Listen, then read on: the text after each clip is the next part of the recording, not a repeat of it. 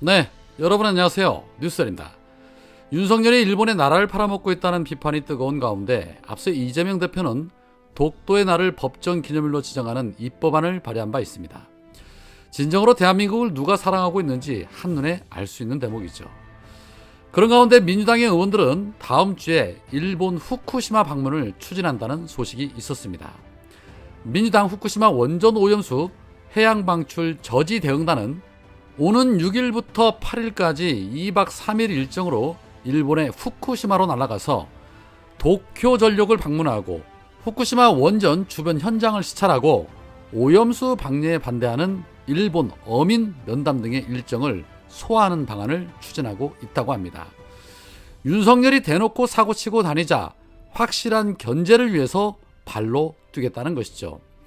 민주당 지도부의 한 의원은 세부 일정과 관련해서는 당내 이견이 조금 있어서 변동이 될 수는 있지만 국민의 안전과 직결된 문제에 대해서 일본 현장을 방문해서 돌아볼 필요가 있어 방해를 강하게 추진 중이다라고 밝혔습니다. 대응단 의원들은 또 다음 주 수요일에는 후쿠시마 오염수 방류 문제와 관련해서 주한 일본 대사관을 항의 방문할 계획이라고 합니다. 앞서 외교부에서 일본 대사 대리를 초치했을 때 일본 대사 대리는 독도는 일본 땅이라고 주장을 한 바 있는데 이에 대해서 강력 항의 차원에서 방문하겠다는 것입니다. 민주당이 국민들의 마음을 대변해서 열일하고 있는 모습에 박수를 보내드립니다. 이왕이면 민주당 지도부가 독도에 직접 방문해서 규탄 성명을 발표하는 것도 괜찮은 방법이지 않을까 싶습니다.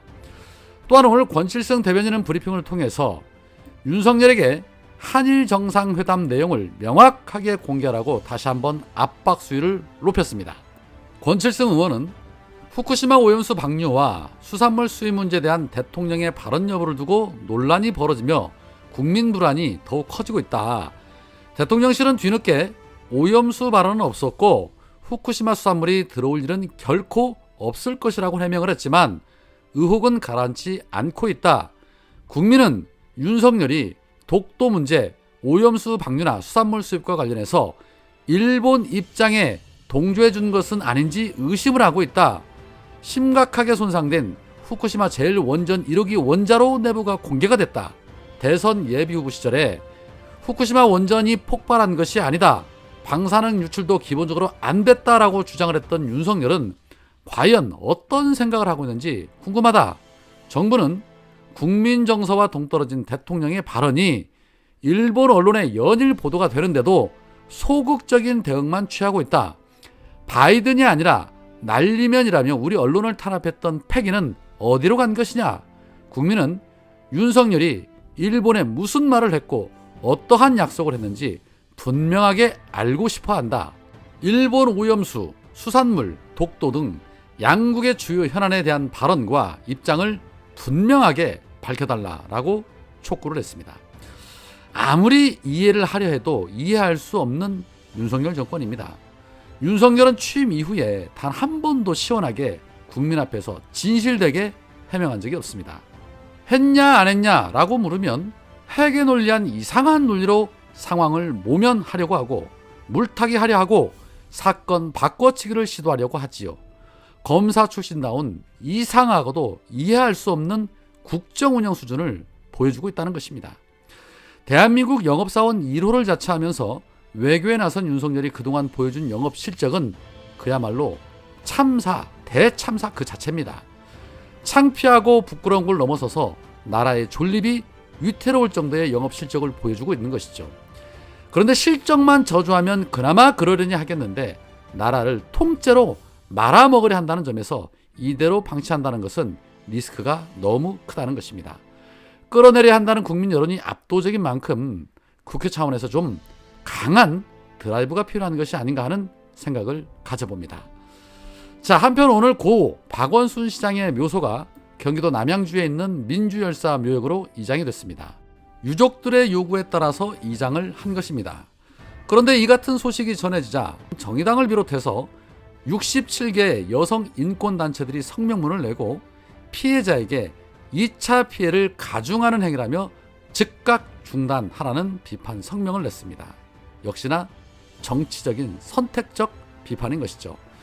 다른 여성들 피해 사건에 대해서는 여성단체는 아무렇지 않으면서 민주 인사들에 대해서만 선택적 분노하는 참 이해할 수 없는 여성단체들, 어지간히 작작들 하시기 바랍니다. 국민들이 다 판단하고 있습니다. 국임당에서도 때는 이때다 싶어서 성범죄자 박원순 묘 의장은 피해자의 2차 가해라면서 역시나 부들거렸습니다. 그러나 우리는 누가 피해자인지 너무나도 잘 알고 있지요. 더는 고인의 명예를 짓밟는 행위들을 하지 않기를 바랍니다. 행여 떨어진 지지율을 회복시켜 보겠노라고 정쟁화시키려 든다라면 그 역풍 역시도 국임당의 몫이 될 것이라고 생각합니다.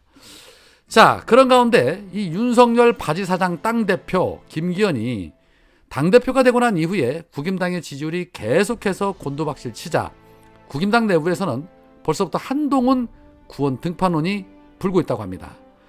내년 총선이 가까워지고 있음에도 김기현의 성적표가 신통치 않자 현재 지지율 1위를 달리고 있는 한동훈을 전면에 내세워야 한다는 주장이 국임당 내부에서 일고 있다는 것이죠.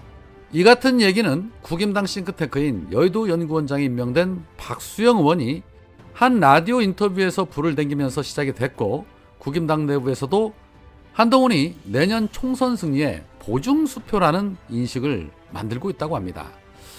사실 한동훈의 차기 총선 출마는 기정사실화됐지요.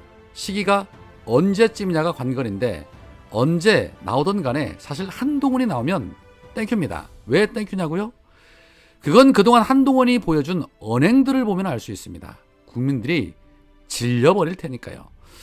최근에 편의점 알바생과 안농훈이라는 코믹툰이 화제입니다. 안농훈 고유의 깐죽거리는 말투와 대화 자체가 성립이 안 되는 본인만의 해괴한 논리가 듣는 이로 하여금 질려버리게 만든다는 그러한 내용입니다. 습관적인 비아냥이 몸에 밴 사람이 국임당의 전면에 나선다? 한나땡일 수밖에 없지요.